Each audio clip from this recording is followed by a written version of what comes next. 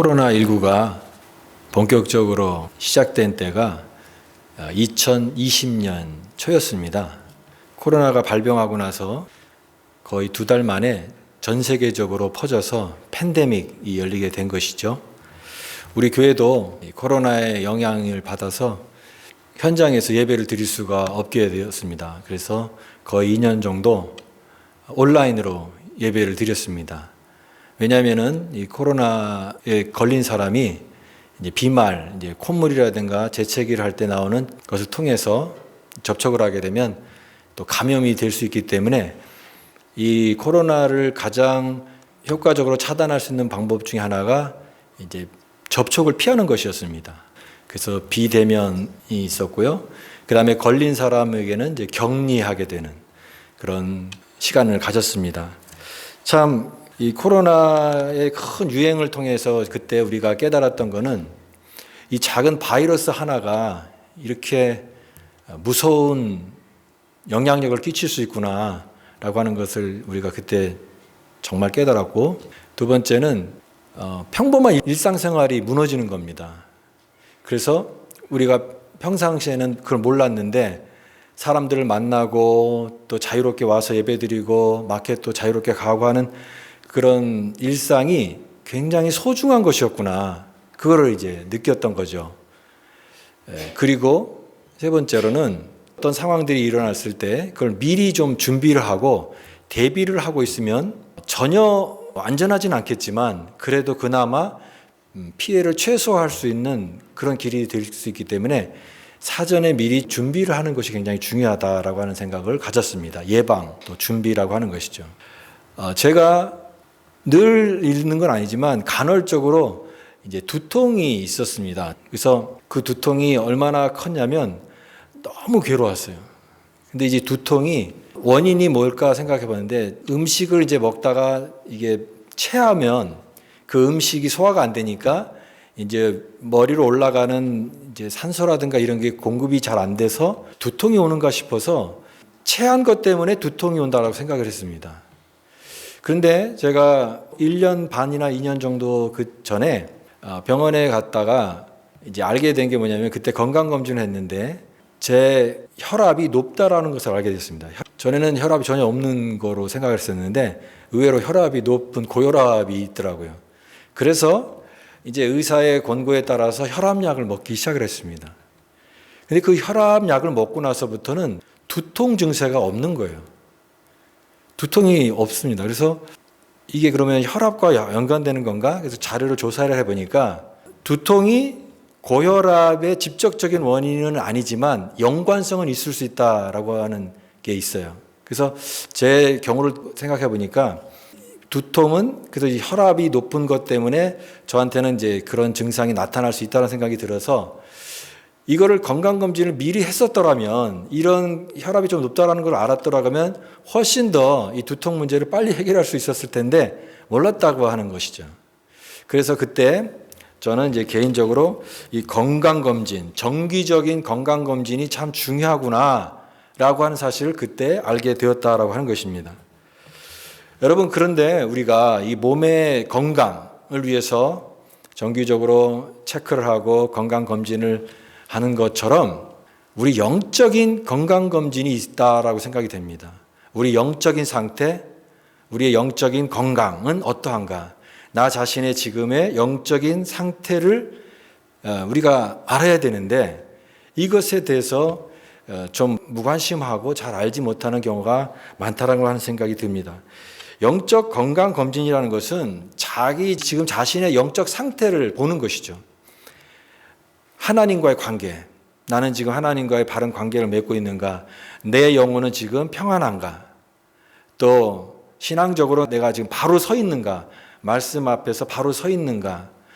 또 내 안에 어떤 그 영적인 성장과 바른 상태를 방해하는 것들을 갖고 있는데 이런 요소들을 제거하지 않고 그냥 내버려 둔 상태에서 어떤 의미에서 영적으로 건강한 게 아니라 서서히 병들어 가는데도 불구하고 그거를 방치하거나 무관심하게 여기고 있지는 않은가라고 하는 것이죠. 그래서 영적 건강 검진이 필요하다고 생각이 듭니다. 또 우리가 신앙이 성장해야 되고 또 어떤 의미에서는 날이 갈수록 성숙해져야 되는데, 그런데 우리 자신을 깊이 잘 성찰하지 못하는 것이죠. 사람이 성숙하려면 자기 자신을 객관적으로 잘 돌아봐야 됩니다. 성찰이라고 하죠. 성숙하기 위해서 성찰이 필요한 것입니다. 깊이 있는 신앙에 이르도록 애쓰는 것이죠. 내가 평상시에 하는 내 자신의 삶, 또 내 생각하는 것들, 또 나의 태도들, 이런 것들을 가만히 성찰하면서 이런 부분 속에서 내가 좀 부족한 게 뭔가, 이거를 생각해 보고, 또 어떤 부분을 그러면 내가 더 노력해야 되는가, 이것을 성찰할 수 있다고 한다면 우리의 신앙 영적 상태가 더 발전할 수 있고 더 성숙할 수 있다라고 하는 것입니다. 그래서 이런 영적 건강 검진이 참 중요하다 생각이 됩니다. 오늘 자신의 영적 상태를 점검하라라고 하는 메시지입니다. 자신의 영적 상태가 어떠한가 하나님이 우리에게 물으시는 것입니다. 오늘 본문은 그렇게 어렵다고 하는 이 레위기입니다. 레위기 말씀을 읽으면 참 이해가 안 되기도 하고 또 우리 실생활과는 좀 동떨어져 있는 부분이 있는 것 같아서 레위기 말씀을 읽는 것을 어려워하는 부분들이 많습니다. 오늘 내용도 그렇습니다. 나병에 관한 규례를 다루는 내용이요. 나병. 옛날에는 이제 그걸 문둥병이라고 하기도 하고 또 의학적 용어로 하면 한센병이라고 하는 이 나병에 관한 규례를 다루고 있는 내용인데, 여기 2절부터 3절, 4절 보면은 나병이라는 말이 많이 나오잖아요.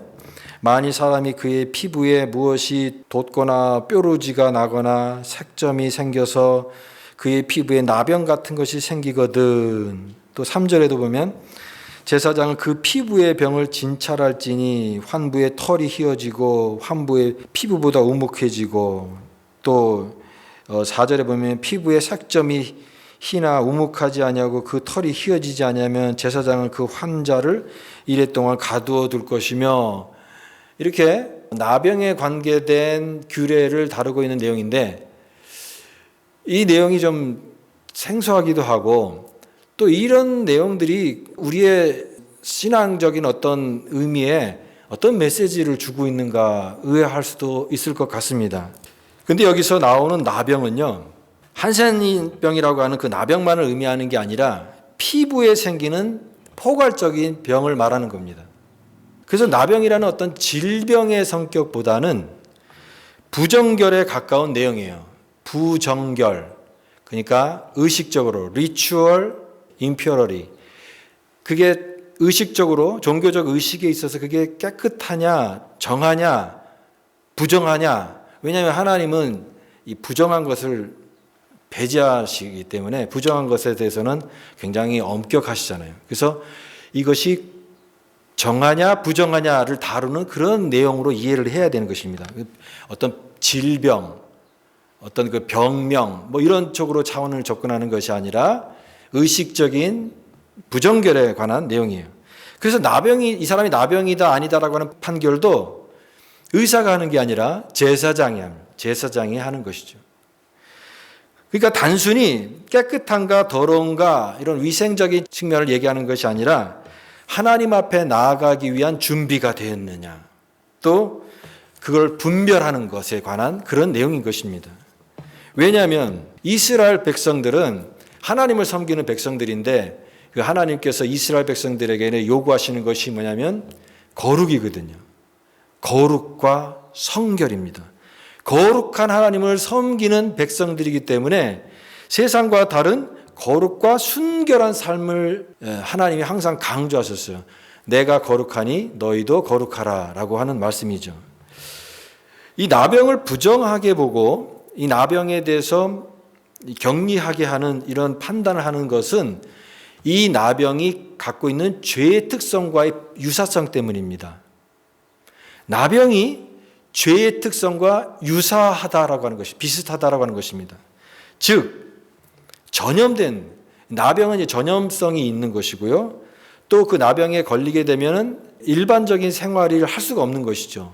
파괴적입니다. 그리고 그 병원군이 침투해 가지고 퍼질 수 있기 때문에 그 나병으로 판단된 사람들은 공동체와 같이 섞여서 살 수 없기 때문에 격리하게 되는 것이죠. 격리하게 되는 것입니다. 이것은 바로 죄의 특성과 똑같다라고 하는 것입니다. 여러분, 죄는 전염성이 있을 수 있다라고 하는 것입니다. 깨끗한 공동체 안에 죄가 들어오면은 그 죄가 거기로만 있는 게 아니라 다른 사람에게도 오염될 수 있고 그 죄의 영향력이 다른 사람에게도 퍼질 수 있는 가능성이 있다라고 하는 것입니다. 누룩이 썩는 것처럼 또 곰팡이가 한 군데에 피면 다 피는 것처럼 이렇게 죄의 전염성이 있는 것을 경계하는 것입니다. 그래서 오늘 이 레위기에서 말하고자 하는 것은 이 말씀을 통하여 죄악의 위험성이 얼마나 크고 또 그 죄가 하나님의 거룩한 이스라엘 공동체를 흔들지 않도록 그것을 경계하도록 이렇게 주신 그런 말씀인 것입니다. 그래서 이 말씀을 읽으면서 죄에 대한 경계심 또 죄에 대한 어떤 위험성에 대한 그 인지를 잘 할 수 있도록 이런 의도가 있는 것입니다. 그런데 우리가 사람들이 대부분요, 자신의 어떤 영적 상태에 관심이 있습니까? 없습니까? 관심이 많이 없습니다. 내가 지금 영적 상태가 어떤 상태인지를 관심을 갖고 거기에 마음을 쏟는 그런 사람은 그렇게 많지 않다라고 하는 거예요. 다른 일은 굉장히 중요하죠. 내가 먹고 사는 문제라든가 또 내가 좋아하는 것들을 이렇게 하는 걸 때는 그거 다 관심이 있잖아요. 어떤 정보라든가 이런 것들에 굉장히 많은 시간을 들이고 관심을 쏟습니다.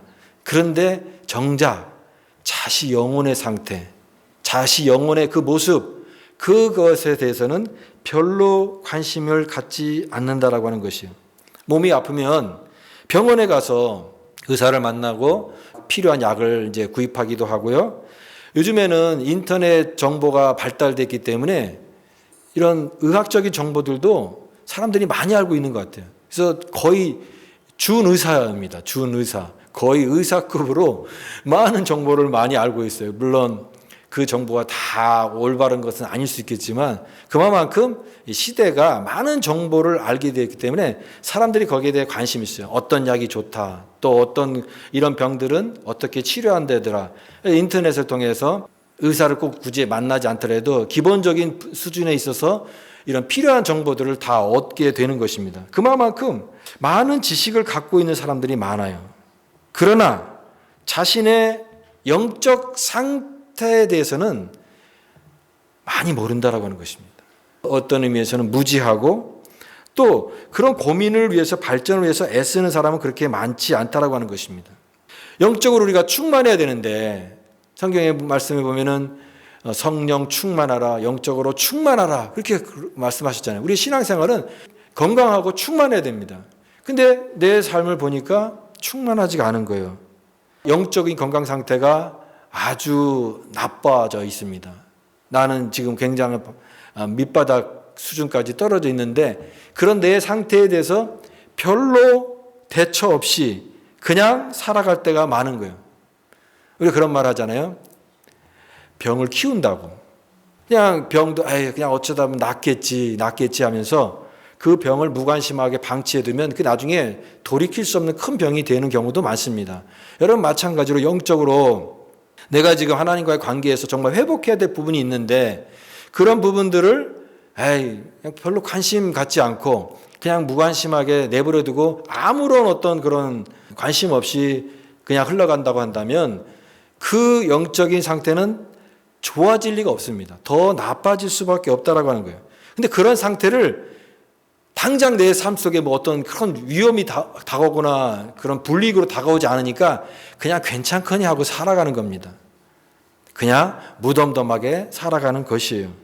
그러나 여러분, 이 성도는 이 영적인 질병에 대한 증상에 대한 세심한 관심과 적극적인 대처가 필요하다라고 하는 것입니다. 오늘 말씀의 핵심은 그것입니다. 오늘 2절 말씀 보십시오. 2절 말씀. 만일 사람이 그의 피부에 무엇이 돋거나 뾰루지가 나거나 색점이 생겨서 그의 피부에 나병 같은 것이 생기거든 그를 곧 제사장 아론에게나 그의 아들 중 한 제사장에게 데려갈 것이요. 이런 영적 질병의 증상이 조금이라도 생기면 어떻게 하라고 말씀합니까? 제사장에게 데려가라고 말씀합니다. 제사장에게 데려가라. 예. 그런 증상이 나타나면 그냥 방치하지 말고 즉각적으로 조치를 취하라라고 하는 것입니다. 예를 들면요, 우리에게 이런 증상이 나타난다고 생각해 보십시오. 내가 갑자기 예배를 오늘 주일날 예배 드려야 되는데 오늘 교회 예배 드리지 않고 딴 데 가고 싶다. 딴 데 놀러 가고 싶다. 예배 자리가 이제 점점 귀찮은 거예요. 그러면요, 그것도 하나의 증상일 수가 있습니다. 내가 하나님의 말씀을 듣는데 하나님의 말씀이 전혀 내 귀에 들리지 않아요. 말씀을 읽어도 아무런 감동이 없고 말씀을 들어도 내 마음이 그냥 무덤덤해요. 그러면 여러분, 그것도 하나의 증상일 수가 있습니다. 기도를 하는데 기도가 잘 안 돼요. 기도가 점점 메마르고 그냥 식사 기도 위주로 기도 생활을 하고 있어요. 기도를 전혀 하지 않습니다. 영적인 질병의 증상일 수가 있어요. 세상 일은 너무 재미있어요. 그리고 신이 나요. 삶의 보람과 인생의 의미와 행복을 느끼는 것 같은 그런 삶의 무슨 행동을 하면서 거기서 만족을 느껴요. 그러나 하나님 앞에 나와서 예배를 통해서, 말씀을 통해서, 기도를 통해서, 찬양을 통해서는 아무런 내 인생의 의미와 감격과 감동을 느끼지 못한다고 한다면 그것도 하나의 일종의 영적 질병에 걸린 증상 중에 하나일 수 있다라고 하는 것입니다.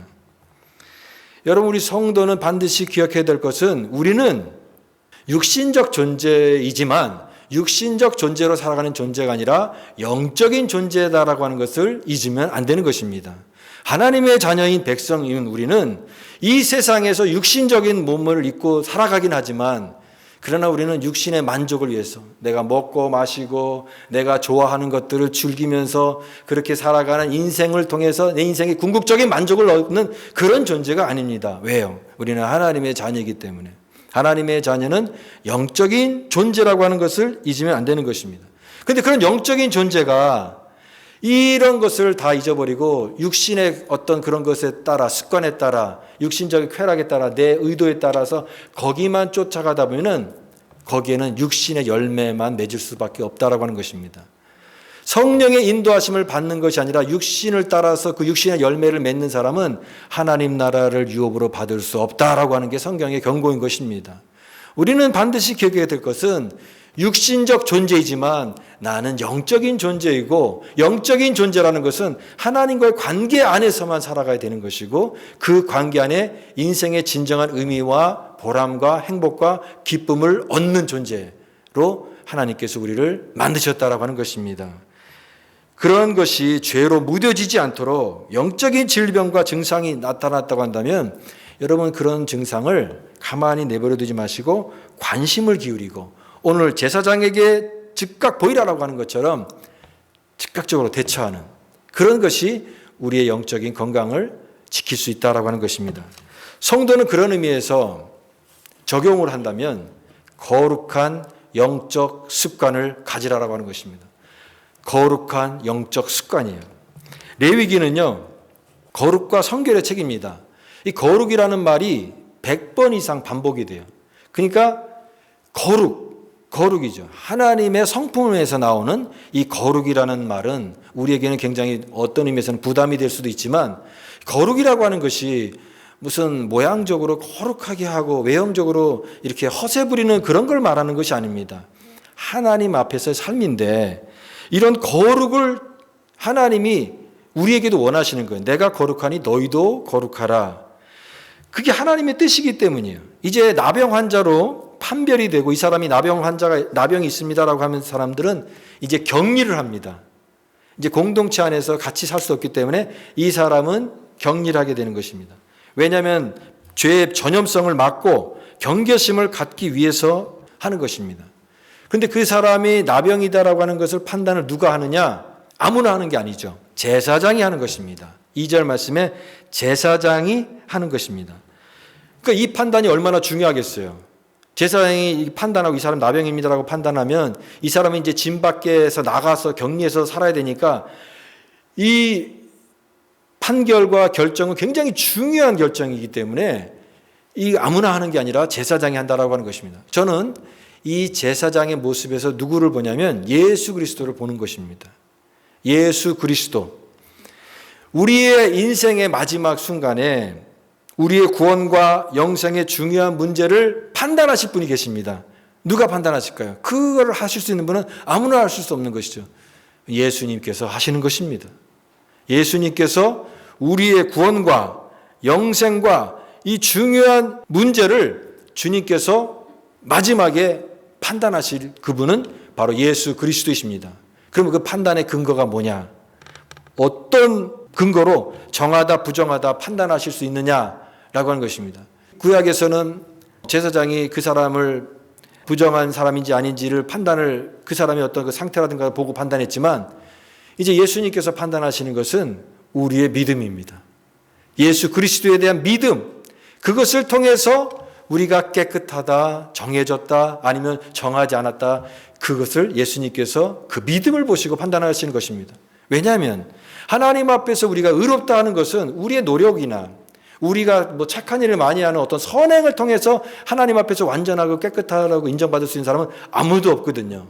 모든 사람은 다 죄인이기 때문에. 그러나 우리가 예수님을 믿음으로써 그 믿음을 보고 하나님께서 너는 정해졌다, 너는 의로워졌다라고 하는 판단은 예수님에 대한 믿음 여부에 달려있다라고 하는 것입니다. 예수 그리스도를 믿는 믿음이에요.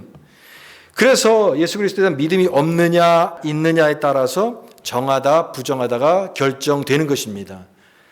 믿음에는 어떤 것도 하나님 앞에 깨끗하고 의롭다함을 얻을 수 없기 때문에 내 마음에 믿으면 구원을 받으리라. 사람이 마음으로 믿어 의에 이르고 입으로 시인하여 구원에 이르느니라. 로마서 10장 10절 말씀. 우리가 예수 그리스도를 믿는 것이 하나님 앞에서 정해지는 것입니다. 하나님이 깨끗하다고 인정하시는 것은 단 하나의 조건입니다. 예수 그리스도를 믿는 믿음. 그 판단을 하시는 분이 바로 우리 주님께서 판단하실 것입니다. 그러나 우리가 이제 항상 자만하기 쉽습니다. 마치 다 이룬 것처럼 자만하기 쉬운데요. 자만은 금물이다라고 하는 것입니다. 왜냐하면 우리의 믿음을 넘어지게 하는 대적들이 너무나 많은 거예요. 또한 영적으로도 우리가 질병이 있는데 그걸 잘 처리하지 못하고 그걸 놔둔다고 한다면 언제든지 우리는 넘어질 수 있는 그런 연약한 존재라는 것을 기억을 해야 되는 것입니다. 사도행전을 공부하면서 사도행전의 초대교회가 너무나 아름답게 시작했던 것을 보게 됩니다. 성령 충만했고 제자들은 사랑이 넘쳤고 그 교회 초대교회에 이뤘던 성도들은 서로 사랑으로 형제자매의 사랑으로 정말 물건을 자기 것으로 여기지 않고 서로 유무상통하면서 그렇게 아름답게 성령 충만한 그런 교회였습니다. 너무나 좋았죠. 그런데 그렇게 완벽해 보이던 초대교회도 나중에 어떤 일이 일어났냐면 아나니아와 삽비라가 성령을 속여서 그들이 죽임을 당하는 그런 불행한 사건이 있는 것을 보게 됩니다. 또 헬라파 과부들의 구제와 히브리파 사람들의 과부들의 구제 때문에 서로 자기네 과부들의 구제가 불평등하다 생각해서 교회 안에 작지 않은 갈등이 생겼습니다. 그러니까 이런 걸 보면서 참 이렇게 아름다운 교회, 초대교회, 우리 모든 교회 원형과 같은 그런 아름다운 교회인데 초대교회인데 그 교회도 이렇게 이런 문제가 있다는 것을 보면서 완벽한 교회는 없다. 이 세상에 아무리 좋아 보이고 정말 성령 충만해 보이는 교회를 할지라도 교회는 완벽하지 않다라고 하는 것을 깨닫습니다. 여러분 성도도 마찬가지예요. 우리가 하나님의 구원받은 자녀이잖아요. 다 예수를 믿는 분들인데 우리가 완벽합니까? 완전하지 않습니다. 우리는 하나님 나라에 갈 때까지는 불완전해요. 아주 완벽한 게 아닙니다. 그래서 구원을 이루어가는 거룩해져가는 성화의 과정을 통해서 완전한 구원에 이룰 수가 있습니다. 성경 말씀이 두렵고 떨림으로 너의 구원을 이루어 가라라고 말씀하셨죠. 완벽한 것이 아닙니다. 그래서 우리는 항상 자만하지 않고 영적 거룩한 습관을 가져야 되는 것입니다. 건강은 평소의 습관이다라고 말합니다. 건강한 것이 어느 날 갑자기 운동 하루 동안 운동하고 좋은 약 막 20알씩 30알씩 먹는다고 갑자기 몸이 건강해지는 게 아니라 그렇죠? 평상시에 그 사람의 생활 습관, 매일매일의 루틴, 규칙적인 어떤 그런 모습들이 축 축적이 돼서 오늘의 내 건강의 모습이 되는 거잖아요. 갑자기 뭐 운동 확 한다고 뭐 근육맨이 되고 좋은 음식 막 먹는다고 갑자기 모든 질병이 다 낫고 그런 건 아니잖아요. 오랫동안 어쩌면 10년, 20년 그렇게 쌓아왔던 것들이 오늘날의 나의 건강의 모습의 척도인 것입니다. 여러분 영적 생활도 마찬가지라고 생각이 됩니다. 어느 날 기도 많이 한다고 갑자기 영적으로 충만해지고 막 건강해지고 또 성경을 막 하루 만에 뭐 일독한다고 해서 영적으로 건강해지고 충만해지는 것이 아니라 매일매일의 습관입니다. 데일리, 매일매일 하나님의 말씀, 기도, 또 하나님과의 그런 어떤 영적 관계를 통해서 그것이 매일매일 우리의 영적 생활을 다듬어가고 세워가고 건강하게 세워가는 것이지 하루아침에 이루어지는 것이 아니기 때문에 우리에게 필요한 건 무엇입니까? 영적 습관인 것입니다. 여러분은 영적 습관은 어떤 영적 습관을 가지고 있습니까? 저는 두 가지를 말씀드리고 싶은데 하나는 말씀과 기도의 두 기둥을 반드시 가지라고 하는 것입니다. 우리 신앙생활은 두 가지 기둥이 있습니다. 그 기둥이 바로 하나님의 말씀과 기도입니다. 이 기둥을 세우지 않으면 우리는 아무것도 세울 수가 없는 것입니다. 여러분 말씀을 하루에 한 장이라도 읽으려고 하십시오. 그냥 성경을 그냥 안 읽는 사람이 있어요. 그런데 어떻게 하나님과의 관계를 할 수 있겠습니까?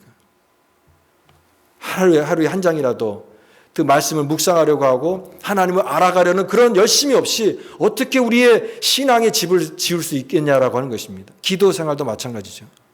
기도를 거의 하지 않으니까 기도를 할지도 모르고 기도 나오지 않습니다. 어떻게 기도할지도 몰라요. 그러니까 기도를 하기 시작하십시오. 그냥 길을 걷다가도 운전을 하다가도 집에 있을 때 내 마음이 괴롭고 힘들 때 하나님 순간순간 문득문득 하나님을 찾는 것 그것이 저는 기도라고 생각이 됩니다. 그런 영적 습관을 길러가는 거예요. 하루씩 매일매일 스텝 바이 스텝 그렇게 해서 우리는 건강한 신앙생활의 그런 습관들을 길러가는 것입니다. 그게 영적으로 건강한 사람의 모습이에요. 충만해지는 모습인 것입니다. 영적 거룩한 습관을 들이고 또 내 마음을 잘 다스리는 사람이 되십시오. 두 번째는 내 마음을 잘 다스리는 사람. 세상이 나를 찔릴 때가 많잖아요. 내 마음에 미움이 생길 때도 있고 또 작은 일에 흔들릴 때가 많아요. 그러니까 우리가 하나님을 받은 평화들이 다 깨질 때가 많아요. 그러나 내 마음을 잘 다스리는 사람은 마음을 잘 지키는 사람은 작은 일 때문에 흔들리지 않는 사람입니다. 하나님의 평강이 있고요. 그 마음에 있는 어떤 안정감 때문에 조금은 힘들 수 있고 조금 흔들릴 수 있다 할지라도 묵묵히 하나님이 원하시는 그 믿음의 방향으로 뚜벅뚜벅 걸어갈 수 있는 사람이 건강한 사람이라고 생각이 되는 것입니다. 여러분 이런 영적 습관을 잘 길러서 우리의 삶의 건강한 상태가 되어서 죄의 요소, 우리 마음을 흔드는 일에 우리 마음이 지배받지 않도록 내 영적 생활이 지배받지 않도록 그렇게 건강한 신앙생활을 유지하고 갖고 가는 믿음의 주의 종들이 되시기를 간절히 바랍니다. 우리 영적 상태, 건강 상태를 점검하여서 건강한 성도가 되어서 우리 가정을 건강하게 만들고 우리 교회를 건강한 교회 공동체로 만드는 그런 믿음의 거룩한 백성들이 다 되실 수 있기를 간절히 축복합니다.